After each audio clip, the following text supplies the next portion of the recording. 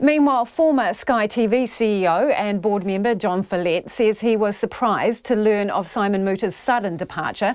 Mr Fellett, who led Sky for 28 years, resigned himself from the board last week. Our business reporter, Nona Pelletier, asked him on camera why he had cut ties himself so suddenly. Well, I gave a year's notice that I was going to retire. I waited a lot of, just going back in history a little bit, a lot of the attention was focused on, do we get in the telecommunication business or do we merge? And the merger seemed to make the most sense, and that was a Vodafone situation. And so that was a good 2-year process going on. And, I've been criticized a bit that people said, well, you should have had a plan B. Well, we had a plan B. We just don't want to spend money that we couldn't use that equipment if the Vodafone merger went through. And so we were basically stymied on going forward until we had the outcome of the Commerce Commission. And once that happened, then we jumped into our plans, and Sky's well down the path on those now. Do you think your customers have been disadvantaged, as your successor has indicated? Well, I did not see what aspect of it is. I mean, on NPS, we score pretty well. Where we have the challenges are on the retail price. That's the only thing that we typically get criticisms for. Our customer service is pretty good. Our reliability of the service is pretty good. Our installation, all those sites, all those people come out pretty well. And I think some of it is, you look at Netflix, which by the way is a great service.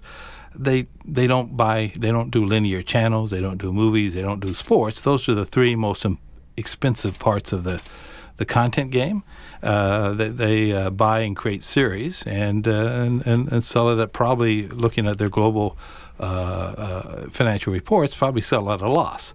So I just don't think long term that can continue, that they'll have to get either a heck of a lot more customers or start raising the rates, and you'll see less of a discrepancy. I mean, Sky has launched Neon, and so those prices cover and match the Netflix offer.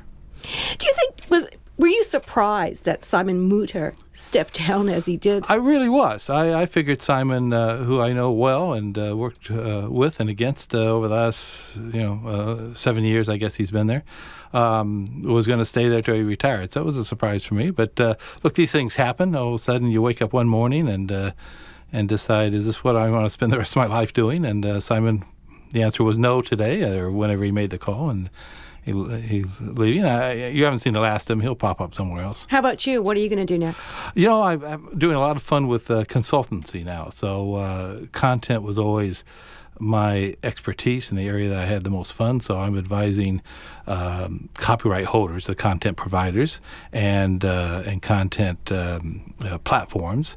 And so I've got about 8 clients, and all of them outside of New Zealand, because I'd be conflicted here, but all international players, and I'm advising them on how to get their rights into different markets. What about for Sky? Are you through with them?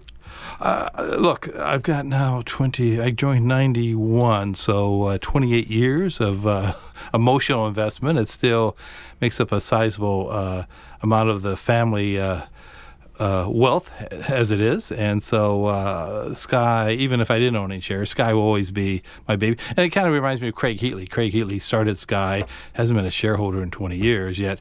Boy, when he saw something I was doing wrong, he never hesitated to call me, and likewise, I never hesitated to call him when I wanted to bounce an idea off of him.